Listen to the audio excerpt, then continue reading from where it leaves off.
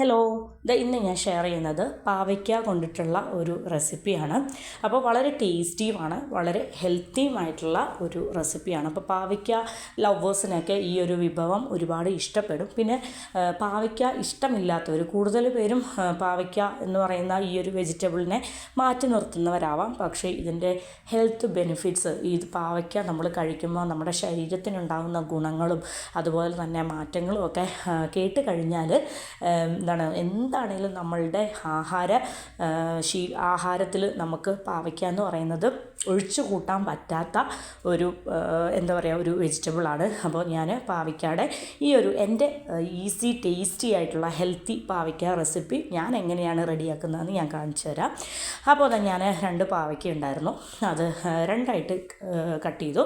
എന്നിട്ട് ആ നടുവേ ആ സീഡ്സും കാര്യങ്ങളും എല്ലാം റിമൂവ് ചെയ്തതിന് ശേഷം നല്ല വൃത്തിക്ക് നന്നായിട്ട് ക്ലീൻ ചെയ്തു. അപ്പോൾ ഇതെന്ന് പറയുന്നത് ഞാൻ കുറച്ച് മുന്നേ 2 ചിക്കൻ ഫ്രൈ ചെയ്ത കുറച്ച് കോക്കനട്ട് ഓയിൽ എൻ്റെ കയ്യിലിരിപ്പുണ്ടായിരുന്നു. അപ്പോൾ അത് വേസ്റ്റ് ആക്കണ്ടെന്ന് വിചാരിച്ചു. അപ്പോൾ അതുകൊണ്ടാണ് കയ്യോടെ തന്നെ ആ ഒരു കോക്കനട്ട് ഓയിൽ ഞാൻ എടുക്കുന്നത്. അതാണ് ജസ്റ്റ് കളർ ഒന്ന് ചേഞ്ച് ആയിരിക്കുന്നത് കേട്ടോ. അപ്പോൾ എന്താണേലും നമ്മൾ ആദ്യം ചെയ്യുന്നത്, നമ്മുടെ പാവയ്ക്ക ഉണ്ടല്ലോ തിന്നായിട്ട് കട്ട് ചെയ്ത് വെച്ചിരിക്കുന്നത്, അതായത് ഒരു പാവയ്ക്ക നടുവേ കീറിയിട്ട് അങ്ങനെയാണ് ഞാൻ കട്ട് ചെയ്തിരിക്കുന്നത്. അപ്പോൾ അതൊക്കെ നിങ്ങളുടെ ഇഷ്ടം കേട്ടോ, കട്ട് ചെയ്യുന്നതൊക്കെ ഓരോരുത്തരുടെ ഇഷ്ടത്തിന് കട്ട് ചെയ്തെടുക്കാം.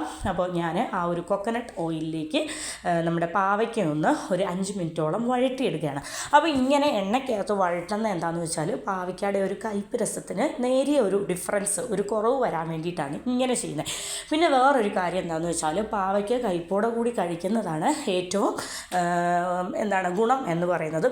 പാവയ്ക്കയുടെ കയ്പ്പ് നമ്മൾ കുറയ്ക്കും തോറും അതിൻ്റെ ആ ഒരു ഗുണമുണ്ടല്ലോ, ആ ഒരു വെജിറ്റബിളിലുള്ള ആ ഒരു ഗുണങ്ങൾ കുറഞ്ഞുകൊണ്ടിരിക്കും. പിന്നെ പാവയ്ക്ക എന്ന് പറയുമ്പോഴത്തേനും നമുക്ക് ഡയബറ്റിക് പേഷ്യൻസിനും അതുപോലെ തന്നെ കൊളസ്ട്രോൾ ഉള്ളവർക്കും ഷുഗർ ഉള്ളവർക്കും അതുപോലെ തന്നെ പ്രഷർ, അങ്ങനെ എന്ന് വെച്ചാൽ ഒരുപാട്, ഞാനിപ്പോൾ അതിൻ്റെ ഹെൽത്ത് ബെനിഫിറ്റ്സും കാര്യങ്ങളൊന്നും എക്സ്പ്ലെയിൻ ചെയ്യുന്നില്ല, കാരണം ഇത് നമ്മുടെ ഒരു കുക്കിംഗ് വീഡിയോ ആണല്ലോ, ഒരു റെസിപ്പി വീഡിയോ ആണല്ലോ. അപ്പം അതിലേക്ക് നമ്മുടെ പാവയ്ക്ക് ഒരു 5 മിനിറ്റ്സ് ഞാൻ വഴറ്റി, ആ എണ്ണയിൽ വഴറ്റി, അതിനുശേഷം ഞാൻ അതിലേക്ക് നീളത്തിൽ കട്ട് ചെയ്ത് വെച്ച ഒരു സവോള ഇട്ട് കൊടുത്തു. പിന്നെ ഒരു 2 ഗ്രീൻ ചില്ലി നീളത്തിൽ കട്ട് ചെയ്ത് ഇട്ട് കൊടുത്തു. ഒരു തണ്ട് കറിവേപ്പിലയും ഇട്ട് കൊടുത്തു.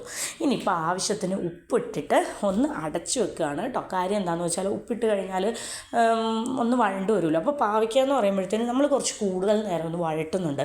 കാര്യം എന്താണെന്ന് വെച്ചാൽ എനിക്കും ഈ പറയുന്ന പോലെ ആ ഒരു കയ്പ്പ് രസം എന്ന് വെച്ചാൽ ഗുണം, ഞാൻ അത്ര വലിയ പാവയ്ക്ക ലവറൊന്നും അല്ല, എങ്കിലും ഡയറ്റിൽ ഞാൻ ഇൻക്ലൂഡ് ചെയ്യുകയാണ്. കാരണം അത്രയും പോഷക ഗുണങ്ങളുള്ള ഒരു സംഭവം ആയതുകൊണ്ട് തന്നെ ഞാനും പാവയ്ക്ക വെച്ചിട്ട് ഇങ്ങനെ എന്തെങ്കിലുമൊക്കെ ഓരോ ഐറ്റംസ് കഴിക്കാറുണ്ട്.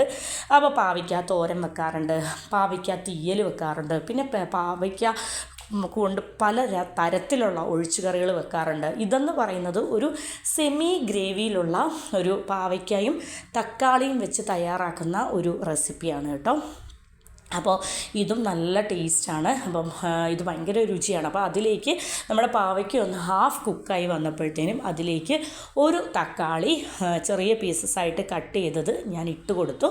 എന്നിട്ട് ഇടയ്ക്കിടയ്ക്ക് ഇപ്പം വെള്ളം ഒഴിച്ച് കൊടുത്തിട്ടില്ല, അപ്പോൾ അതിൽ തക്കാളിയിലെയും പാവയ്ക്കയിലെയും വെള്ളം ഒന്ന് ഇറങ്ങട്ടെ എന്ന് വിചാരിച്ചു. അപ്പം ആദ്യമേ വെള്ളം ഒഴിച്ച് കൊടുത്താൽ ആ ഒരു ടേസ്റ്റ് കിട്ടത്തില്ല. അപ്പം മാക്സിമം അതിൽ നിന്ന് വെള്ളം ഒന്ന് ഇറങ്ങിയതിന് ശേഷം ലാസ്റ്റ് കുറച്ച് വെള്ളം ഒഴിക്കുന്നുണ്ട്. അപ്പോൾ അതുകൊണ്ടാണ് ഞാൻ അടിയിൽ പിടിക്കാതെ ഇടയ്ക്കിടയ്ക്ക് തുറന്ന് ഒന്ന് ഇളക്കി വിടുന്നത്.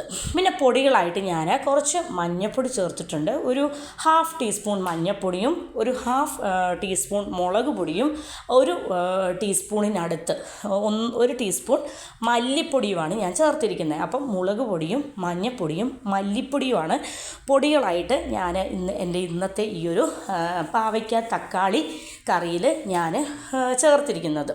അപ്പോൾ നമ്മുടെ ഒരു തക്കാളി ഉണ്ടല്ലോ, തക്കാളിയൊക്കെ വെന്തലിയുമ്പോഴത്തേനാണ് ടേസ്റ്റ്. അപ്പം ഞാൻ ഇന്ന് എൻ്റെ ഈ ഒരു പാവയ്ക്ക ഒഴിച്ച് കറിയിലേക്ക് പുളിവെള്ളം ചേർക്കുന്നില്ല. അപ്പോൾ എനിക്ക് തക്കാളിയുടെ പുളിപ്പ് തന്നെ, തക്കാളിക്ക് അത്യാവശ്യം പുളിപ്പുള്ള തക്കാളിയാണ്. അപ്പോൾ അതുകൊണ്ട് തന്നെ ഇന്ന് ഈ ഒരു പാവയ്ക്ക കറിക്ക് പുളിരസമായിട്ട് ഞാൻ തക്കാളിയാണ് എടുക്കുന്നത്. ഞാൻ വാളംപുളി പിഴിഞ്ഞ് ഇന്ന് ഒഴിക്കുന്നില്ല. പൊതുവെ നമ്മൾ പാവയ്ക്ക കറിക്കൊക്കെ ഉണ്ടല്ലോ, വാളൻ പുളി ഉണ്ടല്ലോ, അത് ലാസ്റ്റ് പിഴിഞ്ഞൊഴിച്ച് അതിൽ കിടന്ന് വേവിച്ചെടുക്കും. കഴിക്കുമ്പോൾ ഭയങ്കര ടേസ്റ്റാണ് കേട്ടോ. ഇന്ന് ഞാൻ തക്കാളി ഇട്ടിട്ടുള്ള പാവയ്ക്ക റെസിപ്പിയാണ് തയ്യാറാക്കുന്നത്. അപ്പോൾ ഞാൻ ഇപ്പോൾ ഒരു അരക്കപ്പ് വെള്ളം ഒഴിച്ചു.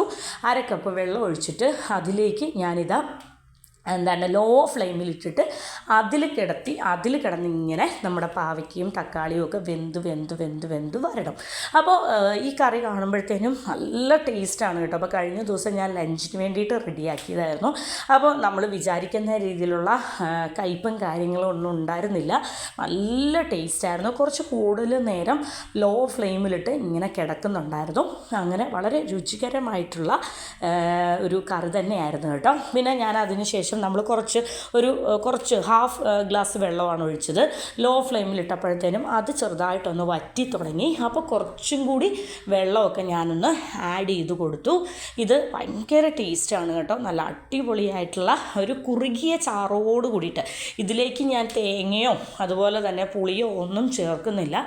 ഒരു കുറുകിയ ചാറോട് കൂടിയിട്ടുള്ള വളരെ സിമ്പിളായിട്ടുള്ള, വളരെ ഈസി ആയിട്ട്, വളരെ ടേസ്റ്റി ആയിട്ട് റെഡിയാക്കി എടുക്കുന്ന ഒരു പാവയ്ക്ക ഒഴിച്ച് കറിയുടെ റെസിപ്പിയാണ്. അപ്പോൾ ഇതിൻ്റെ ഇത് പ്രത്യേകിച്ച് ഒരുപാട് ഇൻഗ്രീഡിയൻസ് ഒന്നും വേണ്ട. ഒരു 1-2 പാവയ്ക്കയും ഒരു തക്കാളിയും ഒരു സവോളയും ഇട്ടിട്ടാണ് ഞാനിത് തയ്യാറാക്കിയത്. അപ്പോൾ പാവയ്ക്ക വെച്ചിട്ട് പല വിഭവങ്ങൾ ഞാൻ റെഡിയാക്കി കഴിക്കാറുണ്ട്. കാര്യം പാവയ്ക്കയുടെ ഗുണങ്ങൾ അറിഞ്ഞതിൽ പിന്നെ ഞാൻ എൻ്റെ ഭക്ഷണത്തിൽ പാവയ്ക്ക അത്യാവശ്യം നല്ല രീതിയിൽ ഉൾപ്പെടുത്താറുണ്ട്. അപ്പോൾ പാവയ്ക്ക വറുത്തരച്ച കറിയും അതുപോലെ തന്നെ പച്ച തേങ്ങ പാലൊഴിച്ച കറിയും പിന്നെ പാവയ്ക്ക തോരൻ ഭയങ്കര രുചികരമായിട്ടുള്ള, എനിക്ക് പിന്നെ തോരനുകളിൽ ആദ്യ സമയങ്ങളിലൊന്നും വലിയ ഇഷ്ടമല്ലായിരുന്നു. പക്ഷേ ഇപ്പോൾ പാവയ്ക്ക തോരനൊക്കെ വെച്ച് കഴിക്കാൻ ഭയങ്കര ഇഷ്ടമാണ്.